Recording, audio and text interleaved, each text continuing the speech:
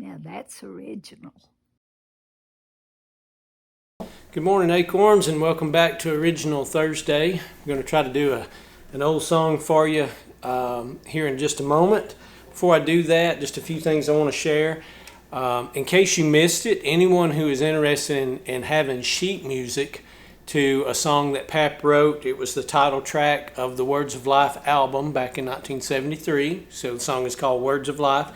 I have that now on sheet music with the lyrics, of course, and then all the notes where if you're a piano player in particular, you could sit down and play that, or if you know a piano player or you want it for your church or anything like that, just email me at the email address at the bottom of the screen and I'll send that to you for free. And thanks to the Acorns who already requested that. It was just a handful of people, but it was a good feeling. The main reason that I continue to make music at all is to try to keep those songs alive and get them out there where more people are aware of them. And so that small little act of sending just a handful of people that sheet music made me feel like I was accomplishing a tiny little bit, toward that mission. But just wanted to remind folks, if you'd like that, just send me an email. I have some little notes here, some other stuff that I want to talk about or share before we get to the song. For Father's Day, you probably saw the video that I put up, which was from an old recording that Maria Campbell, my first cousin, she and I did that recording when we were both teenagers. Well, in that process of looking for that, I found 3 other songs with Maria, 3 other recordings that I'll be sharing in upcoming Old Timey Tuesdays. And they're pretty good, I have to say, especially for us being so young. They're not done with karaoke tracks like that Daddy's Hands was. They're done with just music that I made with a little help from her father, Uncle Ray. He played on one of the songs that I'm going to share. He just played a little mandolin turnaround. But anyway, I think you'll enjoy those. And those were all recorded at my house, or at Pap and Granny's house at the time, because I was still living at home there, going to high school. But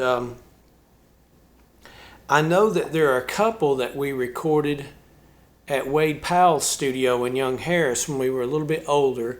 One of them was the ABC song. That's hard to say, the ABC song, which is a gospel song that we learned from the Blue Sky Boys, or I learned from the Blue Sky Boys and taught to Maria. And the other one is an old song that I heard Reno and Smiley do called She Has Forgotten Everything Now. So it's not a gospel song, it's more of a love song. But who knows where those 2 are? But if I ever find those, then I will have found everything that I ever recorded with Maria. And as I add these videos, I'm adding them to a playlist. And I think you could find that playlist on the Blind Pig channel. You might be able to even find it just by searching YouTube, maybe Maria Campbell or songs with Maria Campbell, and then type playlist and then hit search, and you might be able to find it. But that way, if you really like to hear Maria singing, you could hear kind of everything on the channel back to back through that playlist. As far as Original Thursdays, I'll tell you right now, I'm starting to run out of songs. I have a few left from back then because I just don't write any songs anymore. So all these songs that I'm sharing, I'm going all the way back to my early 20s, some, but mostly to my teenage years is when I wrote songs a lot. I have a couple more instrumentals that I will share that I wrote. One of those I want to wait until I can get Corey to help me. And then the other one, I've submitted it to have a digital release as a single. I'm waiting on that to become available so that then when I do that instrumental here on the channel, people can just go right down there, click a link, and download the studio recording of it if they want to. So I don't know, I don't suppose that I can continue the Original Thursdays indefinitely. Now, Pap still has plenty of songs. He wrote about 60 songs. I might have written somewhere close to that, but probably a good 30 of them are not really worth sharing. They're just not really any good. So I'm just trying to pick the stuff that's at least decent, to share. But I have plenty more, like I said, from Pap. Now, one problem with his songs and my songs is that quite a few of them were already shared on this channel before I ever started the original Thursdays series, so to speak. And you kind of hate to repeat one, but I'm going to have to do a little bit of that. While I was looking for that Daddy's Hands with Maria, I did find a couple of original old songs that I had written, and I won't say they're good, but I will say they're interesting, and so I'll share those on Original Thursday coming up and tell you a little bit about the recording that made them kind of turn out interesting.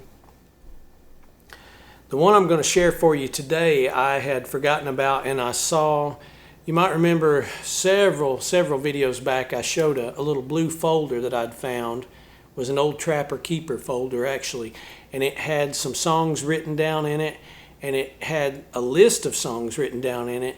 And so I saw this title on that list, and it reminded me of this song that I'm going to try to sing for you today. And what I'll do, I'll sing it for you. Then after I sing it for you, I'll kind of tell you what inspired me to write the song, why I wrote it, when I wrote it. And it has 3 verses, and I'll tell you Pap's favorite verse of the song. And you can see if you can already guess which one would be his favorite verse. And you can let me know down in the comments like, oh, I knew that was the one, or no, I thought it was the other one, whatever. And Pap, until right now, would probably be the only person who ever heard this song. I believe I sang it for him once. I did make a recording of it somewhere. Who knows where in the world that would be. I'll probably find it someday when I'm not looking for it. And if I do, I might do like an unpublished upload of it and then come back to this video and link to it or something where people could go hear it. But today you'll just be able to hear me try it now. I won't be able to share that old recording. The only thing I remember about the old recording that I liked was there's a moment in this song where it just does a little falling thing. It kind of does that a lot, actually. I do remember in that recording that I had dubbed in a second guitar and come up with kind of a very fancy way, for me at least, very fancy way of doing that covered kind of the span of the whole neck, and did it with chord positions rather than just individual notes. But I don't remember how I did that, and I don't have time to investigate and try to rediscover it. But anyway, it's not an easy song to sing, and it's not a song that I ever sang enough to really kind of work out. But enough disclaimers. I'll give it a shot, and then like I said, I'll come back and tell you why I wrote it, when I wrote it, and what was Pap's favorite verse. Don't really, there's no good title for this song, so I just picked a line that's in it several times. You can, if you think of that a different part of the song that would make a better title, let me know in the comments down below. I don't have Corey to play rhythm for me, and I tried on piano to record a rhythm track that could play while I was playing, but there's a quick G, F, G in this song a lot, and that's the part that I'm just not quick enough and sure enough on the piano to pull off. And you'd have to pull it off, well, every part of the song would appear at least 4 times, and it was just too much. But I might, after I talk, and you're probably saying you've talked enough, after I talk after the song, I might maybe just show a little glimpse of what that would look like on the piano and why I wasn't able to do it. But for someone who is a genuine, an actual piano player, this song would be very pretty, especially if you were playing kind of the lead notes in the melody. Here we go.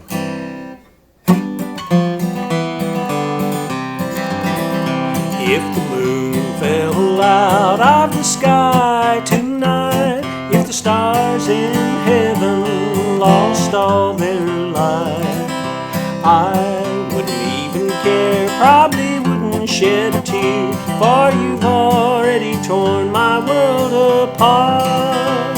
You're the prettiest creature that God ever made, most beautiful thing His hands did create. So let the man in the moon do what he wants, for I don't care anymore.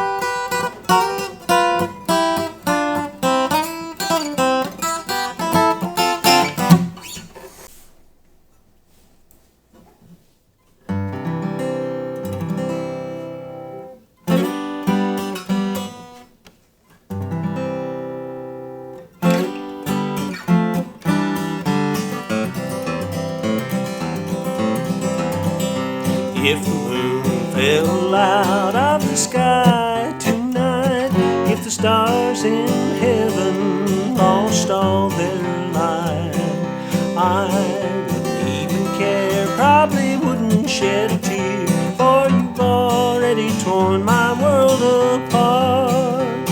You're the prettiest creature that God ever made, most beautiful thing His hands did create. So let the man in the moon do what he wants, for I don't care anymore.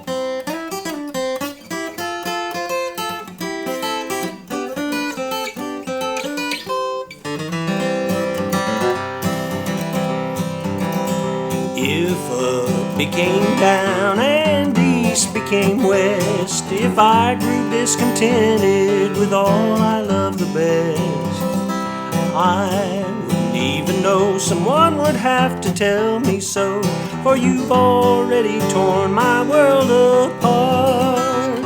You're the prettiest creature the good Lord ever made, most beautiful thing His hand did create.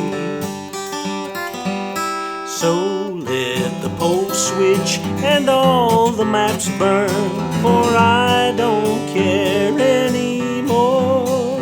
Like an old hound dog when he's chasing a coon, you've got me a howling and a crying over you. I'm so mixed up, I don't know what to do.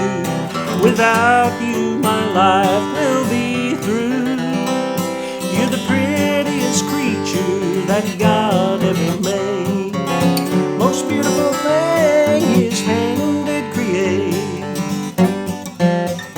So let the game turn and the trail grow cold, for I don't care anymore. No, I don't care anymore.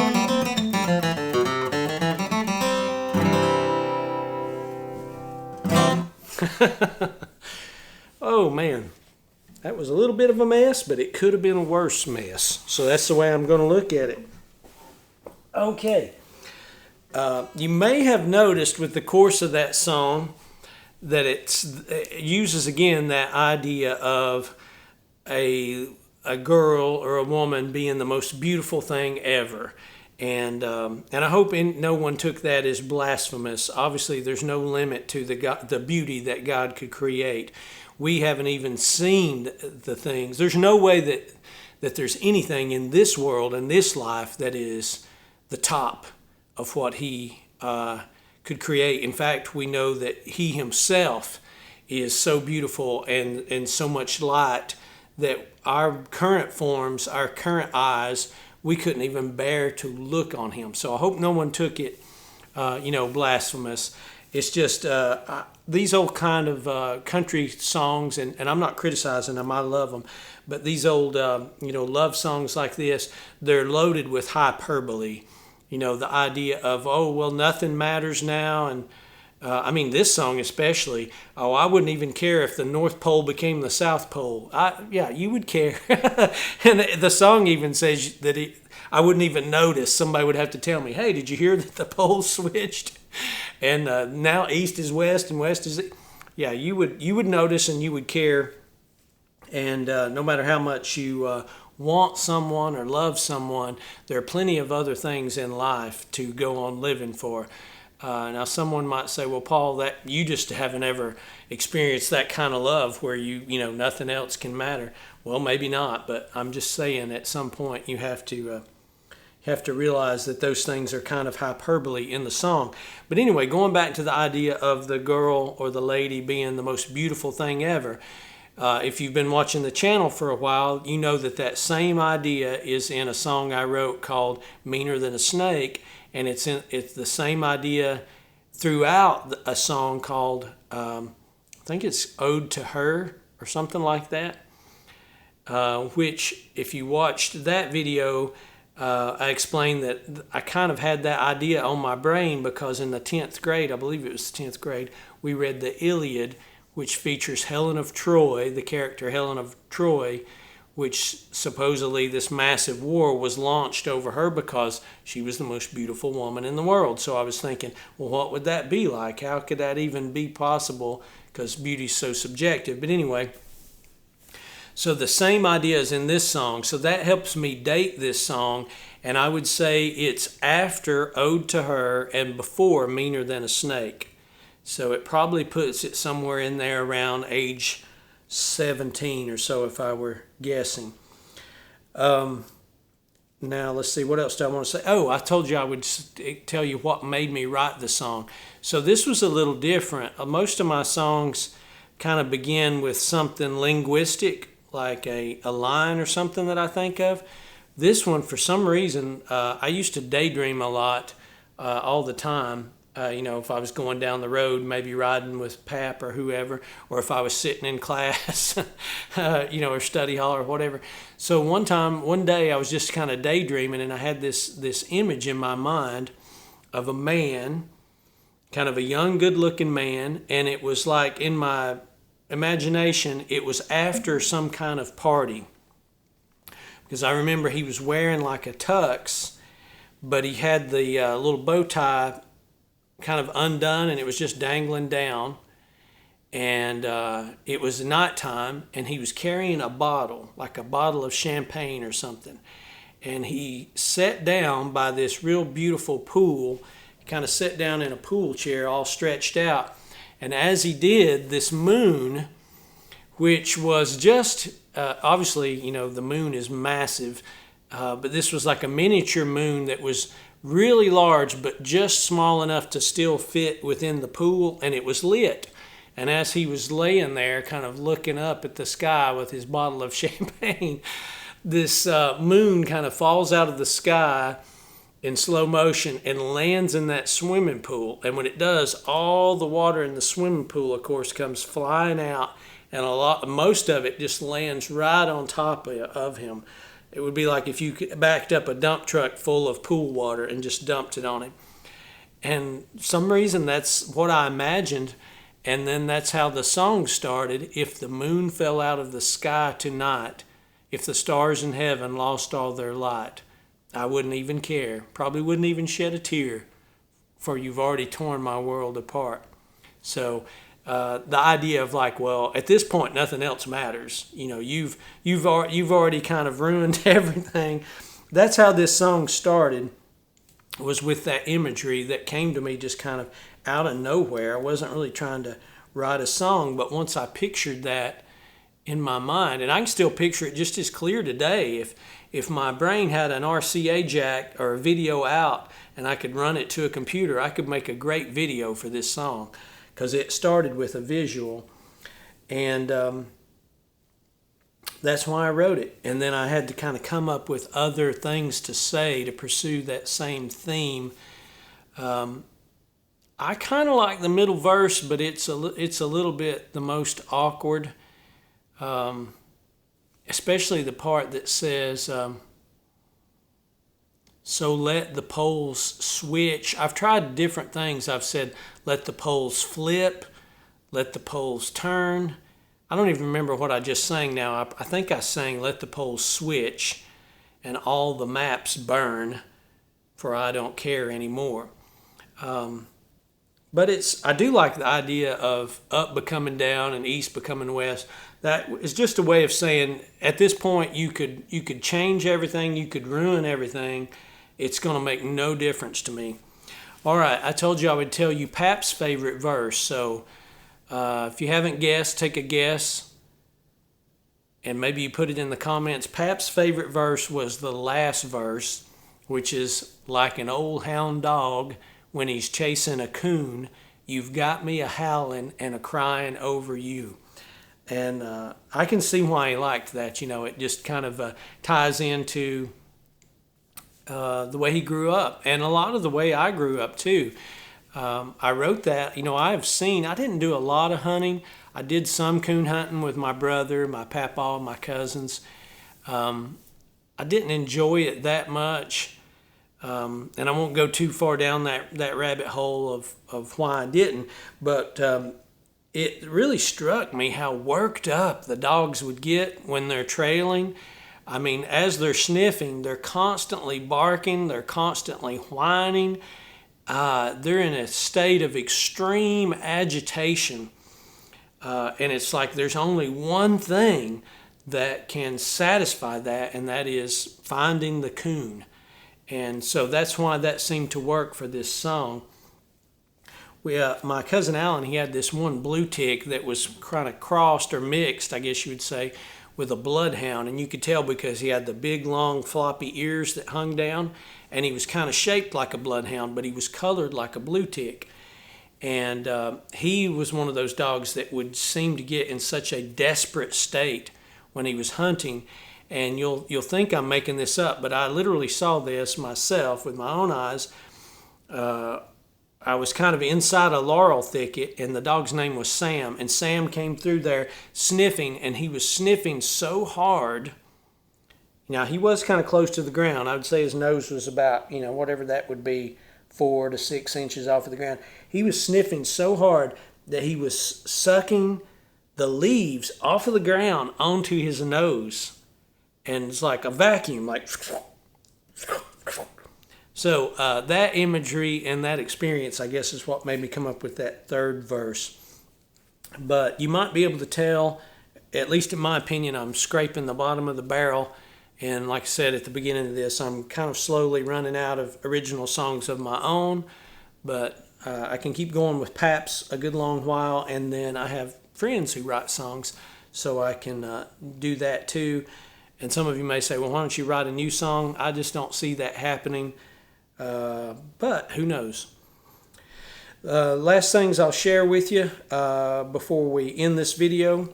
Pap's birthday's coming up. I believe that's July 16th, so we'll have a birthday tribute song for him. Charlie Leuven's birthday's coming up prior to that, I believe on July 7th, and we'll do one of his songs in honor of his birthday. And then on July 12th, if you live within driving distance of Blairsville, Georgia, we're going to be playing, when I say we, I mean Hickory Stand. We'll be playing at Day of Grace Baptist Church on July 12th, for their morning service. Their Sunday school starts at 10 o'clock, and we'll be playing at 11 o'clock. So if you're anywhere close by, come out and see us. Thanks for watching. Tune in next Tuesday, and Lord willing, you'll most likely hear an old-timey song from me and Maria Campbell back when we were teenagers. Thanks for watching. So let the man in the moon do what he wants, for I don't care.